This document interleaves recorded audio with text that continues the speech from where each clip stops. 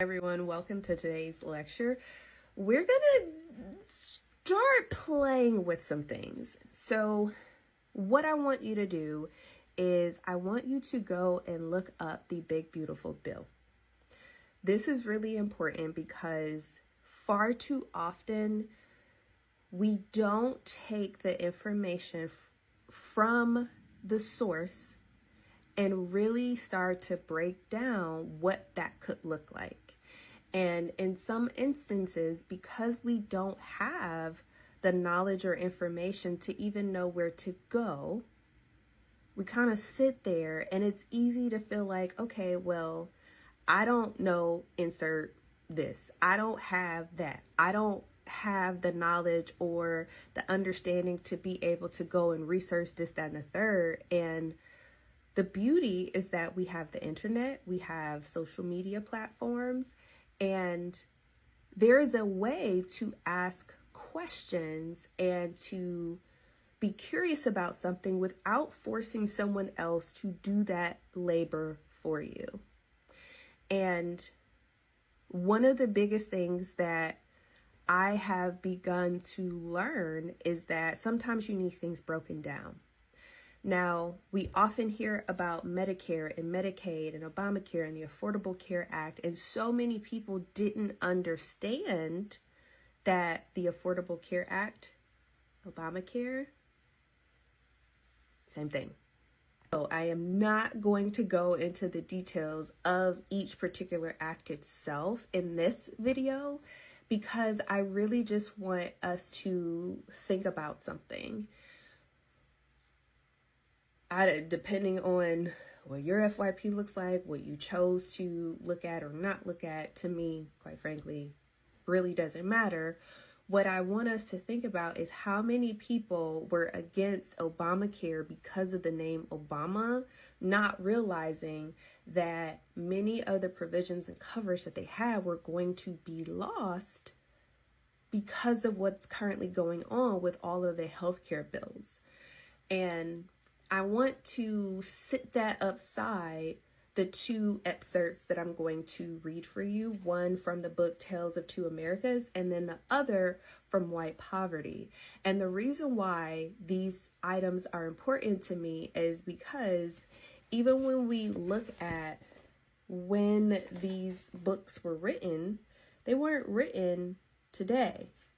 2017, early, 2000s, history keeps repeating itself, and that's what I'm trying to get you to see. And when you know and understand history, and when you read and go back and start thinking, wait a minute, this sounds oddly familiar to insert whatever thing. The anti-immigrant, anti-Black, anti-brown person rhetoric that has been in existence since this nation pretty much started.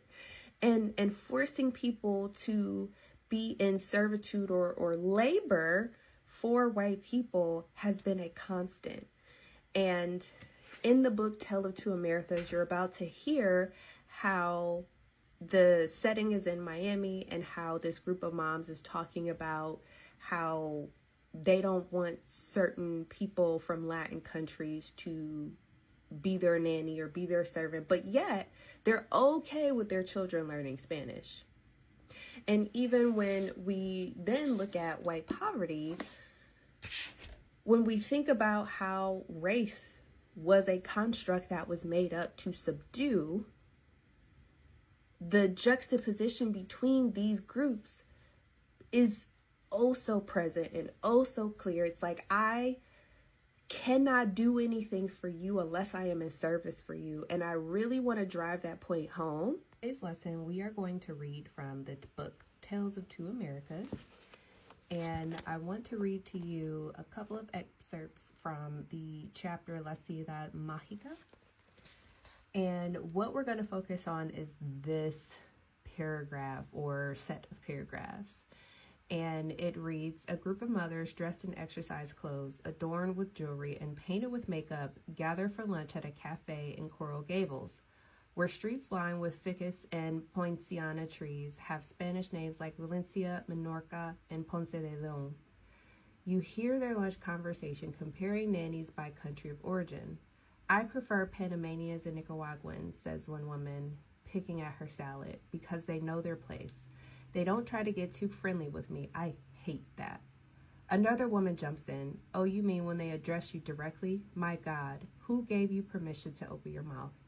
Brazilians are just crazy, and you can't trust Colombians or Ecuadorians. They steal and they'll flirt with your husband, offers another woman.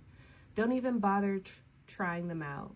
And Guatemalans come with too many problems. They're always crying about something like, hello, I hired a nanny, not a charity.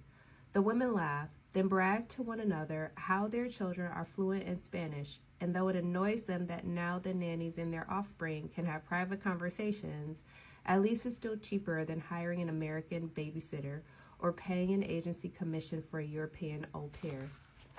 I'm going to jump to another page, and this is going to provide an additional contrast as well. Now we're going to pull from White Poverty. Okay.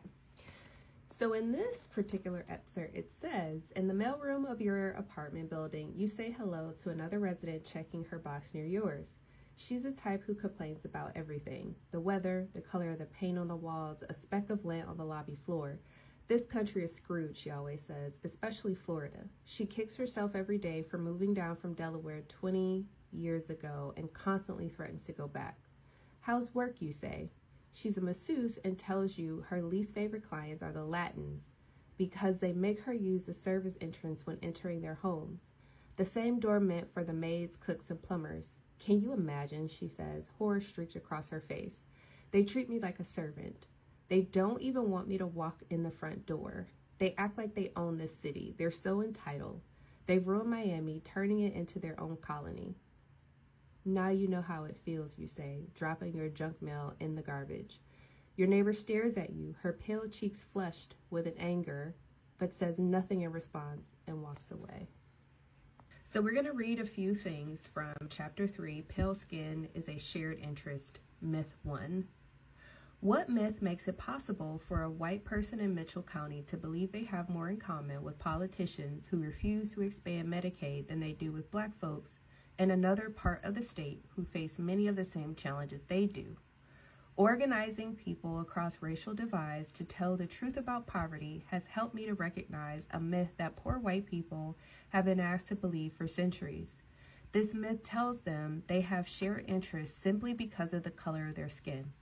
Understanding where this story came from requires examining how race was invented as a matter of law and policy in America.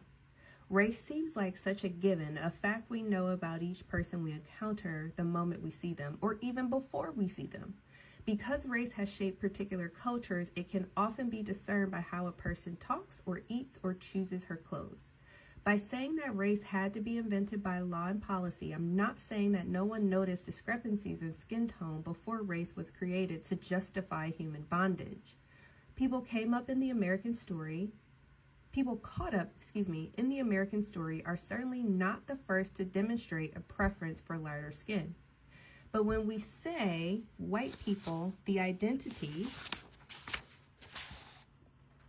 and cultural assumptions summarized in the term is the result of a particular set of negotiations between human beings in the American colonies. So now what I want to do is jump to this page to read from this chapter. In the first few decades of the Virginia colony, servants from Africa and Europe did not see each other as decisively different. They no doubt saw color, as so many today claim not to, but those hues did not define the power to subdue, humiliate, and destroy. So, to summarize, you see how history just keeps repeating itself. I am going to keep going in on that particular point. And what I want you to start doing is pay attention to how people speak about things. Pay attention to the positions of power that they come from. Pay attention to the privilege that they may have. Pay attention to the implicit and explicit bias, and really start to just get curious.